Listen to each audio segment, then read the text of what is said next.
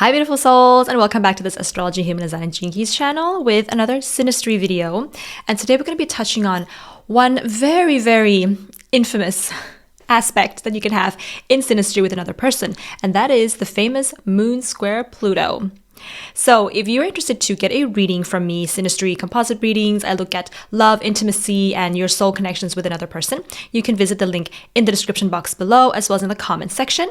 If you are interested to learn more about yourself via astrology through some of the workshops that I host, also stay tuned to the channel and check out my website from time to time. I'll be hosting workshops here and there online and in Amsterdam.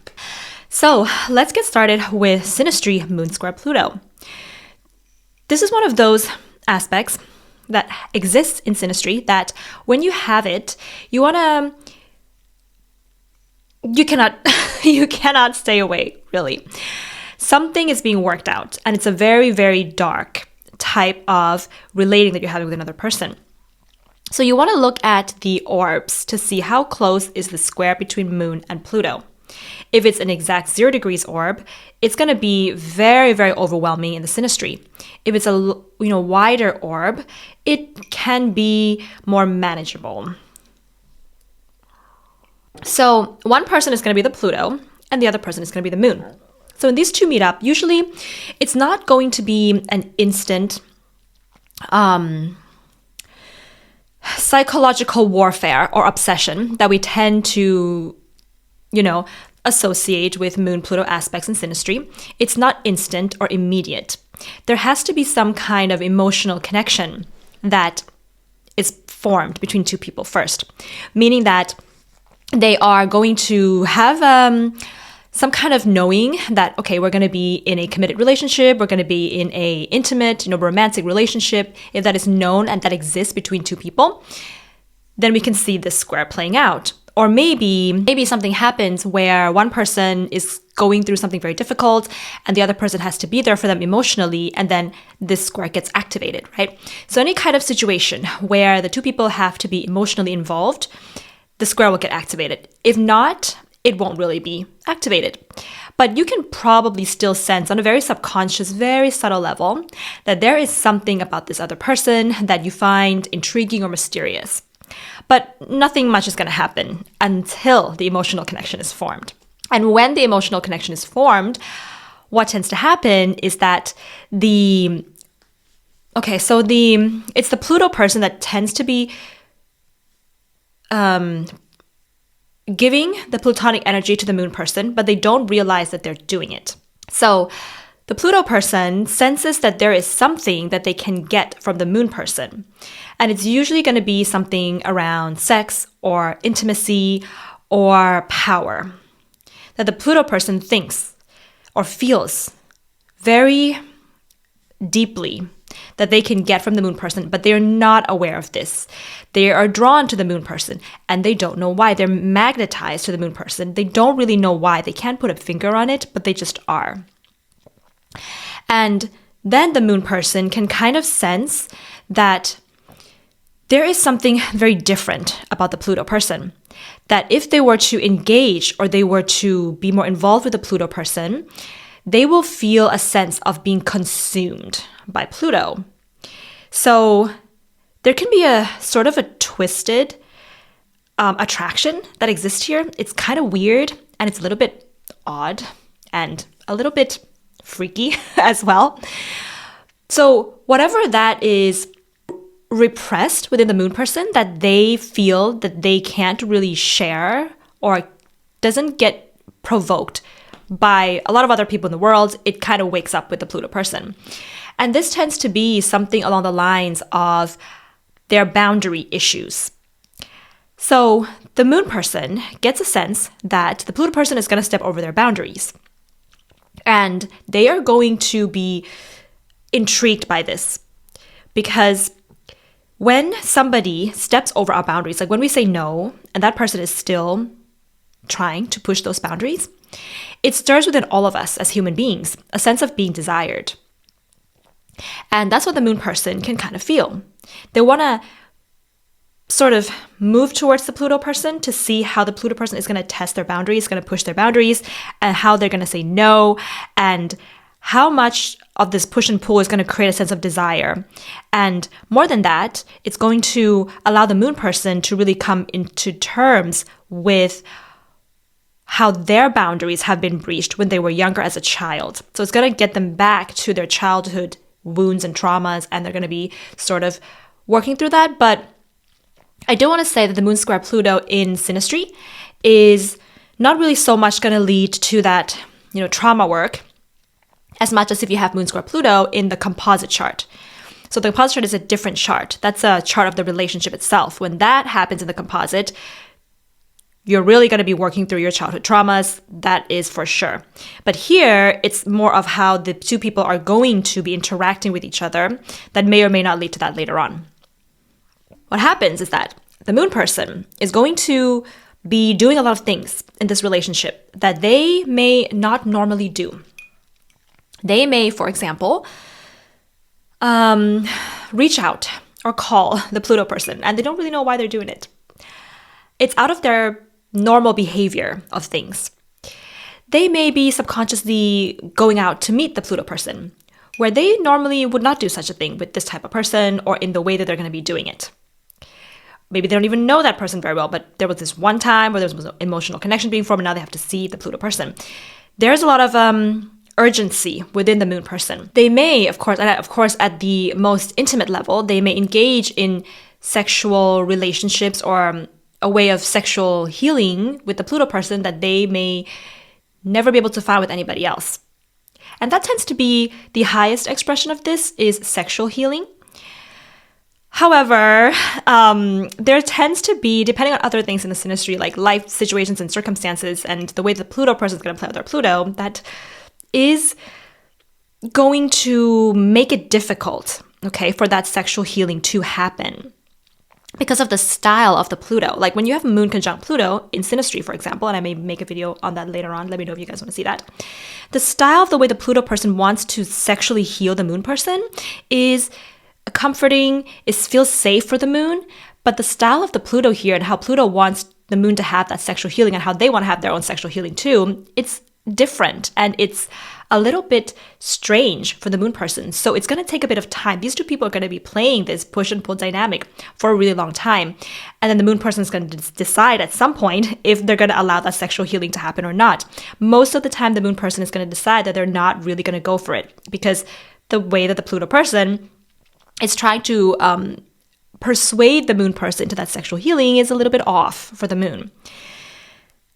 There can be, if you have amazing things that show sexual compatibility, in the synastry, for example, maybe you have, Venus conjunct Mars or something really Sun conjunct Moon as well, something that just kind of shows more compatibility and a feeling of harmony. The moon person will eventually kind of be able to ease into that a little bit easier. That tends to be what I've found out. So, but that's kind of a rare case with the moon square Pluto. It can happen. Before that can even happen, because the moon rules our emotional body. The moon is the fastest moving planet in astrology. It's not a planet in astronomy, but in astrology, it moves the fastest. It goes through all the 12 signs within a month. So the moon is very fast, very urgent. We feel our moon sign on a daily basis. Like every minute, we're feeling our moon sign. Every hour, we're feeling our moon sign. So the moon person is going to be consistently feeling this urgency to meet the Pluto, to have something to do with the Pluto person. And it can be very uncomfortable for the physical body of the moon person. The Pluto person is not feeling the urgency like the moon person is feeling it. The Pluto person tends to feel a need to be with the moon, but at a heavier level. So when let's say the Pluto person somehow thinks of the moon person, their whole body is going to feel this power rising. They're going to feel this pull towards the moon, but it's in a more kind of like they want to eat the moon up. Like they want to just grab the moon and absolutely consume the moon. Okay, that's a different feeling. It's like a predator feeling that will come with the Pluto person, but it's not going to be as consistent as the moon person's urgency. So I get a lot of questions about this, and I see people asking a lot, what does the Pluto person actually feel? What does the moon person feel? So I want to give that to you. This is how the Pluto feels. This is how the moon feels. There can be a lot of fantasizing, sexual fantasizing about each other. And the fantasies that tends to exist is going to be something where the Pluto is dominating the moon in one way or another. And the moon is, surrendering, they're kind of giving in to the Pluto person with or without consent, depending on, so it depends on how you want to fantasize about that. And there can be also a psychic bond that exists here as well, meaning that you may be able to feel each other even when you are not physically together. Especially the Pluto person. The Pluto person is picking up on the emotions of the moon person even when you're not together. So, especially if the moon person is having a very strong urge for the Pluto is going to pick that up and will feel that. So, this is why this is a very karmic aspect. It can feel fated. It can feel like there's something to be worked out here. And what's really being worked out here in Synastry is boundary issues and power and control issues. So boundary for the moon and power and control issues with the Pluto. The moon person is going to learn a lot about how what is okay for them and what is not okay for them in terms of their boundaries. It may be an uglier or more a darker way of learning about that, but they will learn about it. Meaning that they may allow the Pluto person to step over the boundaries from time to time, not consciously, of course. And then later on, they feel a sense of unsafety that can exist. And then they begin to realize, okay, I'm not going to do that again because that made me feel unsafe. The Pluto person is usually, there's a lot more transformation for the moon. But if the Pluto person is really just looking for that sexual healing, so the Pluto gets satisfied only when the sexual healing happens. And if it doesn't, the Pluto person may try to, of course, test boundaries, manipulate, pull away. Subconsciously, the Pluto person knows that if they pull away, the moon person will come towards them. They may withhold contact. They may withhold emotional connection even when they are around the moon. So they may seem cold. Because subconsciously, they know that when they do that, the moon person is going to come to them even more. They're not thinking it consciously. They think that they may be doing what's best for the moon. But it's actually a form of manipulative tactic, and it's working in a different way. There actually can be love that exists between the moon square Pluto in Synastry. A lot of people will say it's obsession and it's not love. It is obsession. But the love can exist if the sexual healing exists, if we can get to that point of sexual healing or somewhere close to that.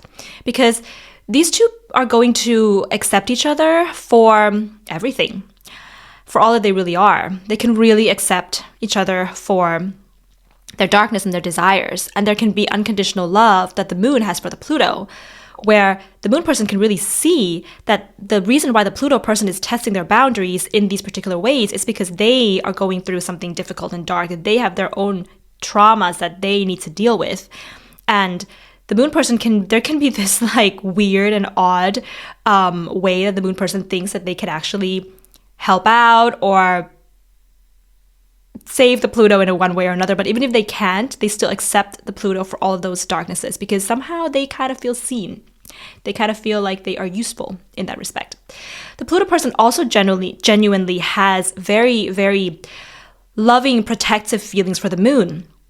The Pluto person can really step out of their comfort zone to be there for the moon if the moon person really needs it. They can really protect and take care of the moon person. So I think that's a lot to cover for the moon square Pluto. So if you have this in the Synastry, you kind of know how it's going to play out now. And this is a red flag. A lot of astrologers will say it's a red flag. But you know what? I like red flags in Synastry because I feel like it really gets you to evolve and to grow. And of course, if you are always drawing relationships into your life that keep having red flags, then maybe there's a lot more healing for you to do. But at some point in your life, you want to make sure that you have energy for other things in your life, your career, your life purpose, your friends, loving other people too. And if that's being taken away always consistently for years and years and years into plutonic types of relationships and relationships with red flags, then maybe you want to, chill a little bit and make sure that there is space to be productive as well and to give to the world instead of, kind of obsessing in red flag types of relationships. I hope that kind of made sense. So as much as I like and I value, these types of very intense transformative contacts in synastry, I also think we need a balance as well. So that's going to be my take on Moon square Pluto in synastry relationship astrology. If you would like to get a reading, then head over to my website, links in the description box below, as well as in the comment section, and stay tuned for more workshops in Amsterdam or online. You can stay tuned on the channel or keep visiting my website and it'll be announced there. All right, beautiful souls, sending you so much love today. Bye.